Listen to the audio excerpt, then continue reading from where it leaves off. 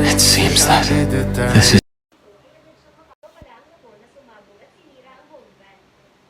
Samantala, sa Yukiro Mansion, si Nano ay nag-eksperimento sa isang bagong kemikal pero nagkamali siya at nagdulot ng malaking pagsabog. Dumating si Natsumi sa kanyang kwarto na may suot na gas mask at tinanong kung okay lang siya.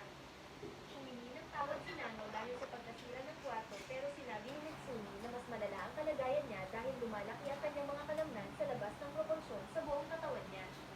Pagkatapos nito, nagpatuloy si Nano sa pagtatrabaho at sinabi kay Natsumi na nag-aalala siya na baka umuwi si Asano na malubhag na sugatan, kaya't sinusubukan niyang gumawa ng napaka-epektibong killing potion.